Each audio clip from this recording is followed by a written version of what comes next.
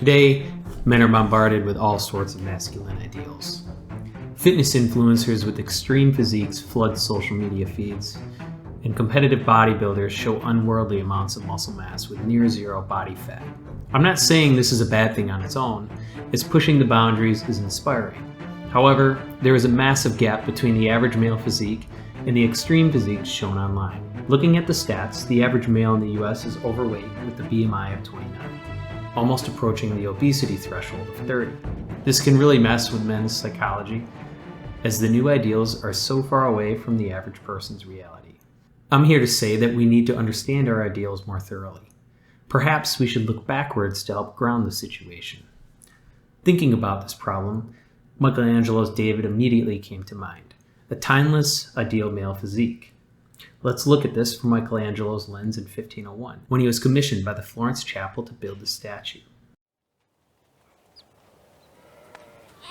The story is about a young shepherd from Bethlehem, who is sent by his father to bring food to his brothers, who are part of the Israelite army facing the Philistines. The Philistine champion, Goliath, a giant over 9 feet tall, challenges the Israelites daily to send a warrior to fight him in single combat. David, not a soldier but a youth, arrives at the camp and hears Goliath's taunts. Filled with faith in God, he volunteers to fight the giant despite King Saul's skepticism. David even refuses Saul's armor, choosing instead his shepherd's sling and 5 stones from a stream. He approaches Goliath, declaring that he comes in the name of the Lord. As Goliath mocks him, David slings a stone, striking Goliath in the forehead and killing him instantly. David then beheads Goliath with the giant's own sword, leading to an Israelite victory as the Philistines flee.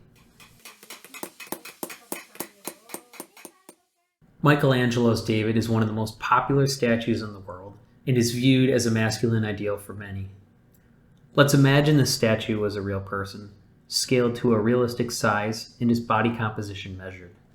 What would that tell us about our ideals? Let's start with some body composition metrics. We all know about weight, height, and BMI. I'd like to dive deeper and focus on body fat percentage and fat-free mass index, metrics that I believe are more accurate tools to quantify David's body composition. Imagine you took an x-ray of someone and could see their body fat, muscle, and skeleton. This can be measured today using an MRI, DEXA scan, bioimpedance, or constructed using simpler measurements and reference tables. Next, we need to quantify muscularity in a way that is applicable to all heights. To do this, I am using fat-free mass index, also called lean mass index. Luckily, a CAD model exists for David. With this modern tool, I can take plenty of measurements. The challenge is that the statue is 17 feet tall, so before we begin measuring, it will need to be scaled to a human size. In the story, David was young. However, the statue does not look boyish or small. Instead, he looks well-nourished, athletic, and confident, a testament to a vibrant city like Florence. Finding reference heights took some digging. I wanted to ensure that solid references near Florence, Italy existed, as nutrition varied significantly throughout Europe depending on country and social status. Now here is where the assumptions get tricky. Michelangelo was known for portraying idealized figures to bridge the divine. His past work would suggest a lean towards a height on the upper end of the scale. The story of David and Goliath is not about a hero with an enormous physical presence. Selecting the tallest height would push him closer to Goliath in stature. The story is about a common person versus a giant, not a giant versus a giant. It's for this reason that I was hesitant to select the tallest height for David. The average or slightly above average height maximizes the humility to heroism story arc.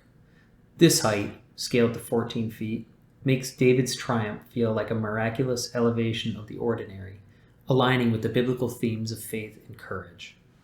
So given this contradiction, I decided to split the difference and select a 75th percentile height of 174 centimeters or 5 foot 8.5 inches. I knew I was going to compare these values to a modern data set, as in-depth body composition data from that time did not exist. Care was taken to measure the statue according to the N. Haynes guidelines for people. Since this was a statue, there were some challenges, but I was happy with the results. I ran the numbers through a US Navy method calculator to determine David's body fat percentage. Body fat percentage can also be estimated by looking at reference photos. You can see some references to the right of David. He appears to have visual leanness in between the 10 and 15% image. Here are some other angles of the statue to help convey his leanness. From my vantage point, the reference images are showing that we are in the ballpark with our 14.6% result. So you can't really determine a weight via height and body fat alone. That's where the other measurements come in. They are the missing link that will be used to estimate David's weight. That along with some statistical tools. Similar to a single correlation, like height versus weight, or how a taller person is usually heavier than a shorter person, multilinear regression is a relationship between multiple predictors and a dependent variable. I spent a few evenings and wrote a Python script to estimate David's weight from our existing measurements. The data used in the script is from N. Haynes. This is actual patient measurements gathered by medical institutions all over the United States and released to the public. This is high-quality data with approximately 8,000 samples to build a model with. I also took additional steps to filter obese individuals and ensure that David was compared to a male, white demographic. Let's see how David's weight compares to the population in 1500s Europe. Back then, the average weight was around 60 kilograms or 132 pounds. 69 kilograms puts David around the 85th percentile. This makes sense as his height was a 75th percentile and his weight should track, as height and weight are correlated. Having more muscle mass would also bump his weight up the bell curve. Additionally, the fact that he is not an extreme weight also fits in with the biblical narrative for David and Goliath. With height, body fat percentage, and weight now determined, we can now calculate the fat-free mass index. Here is a quick summary of the results. Fast forward to today, David's values for FFMI fall into the upper end of average, and his body fat percentage is in the athletic territory. David's data shows us that his muscularity is above average when compared to the general population, which makes sense.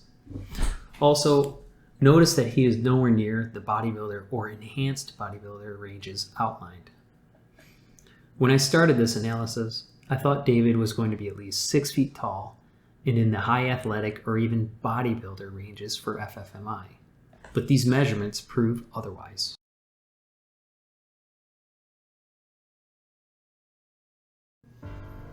Now where do we go from here? I was originally going to end this video with a list of action items and some generic workout advice, but I think that would miss the point. The crisis of body image and chasing extremes cannot be solved by data alone. Let me ask you this. Why do we like statues of David, Hercules, Greek gods, and heroes? I don't think it's because of their physicality alone. I think it's because we see some of the best human qualities in their image, and at the same time we reflect on ourselves, the good traits and the bad. Maybe by living out the character traits we most admire, our own image can move in the direction of these icons.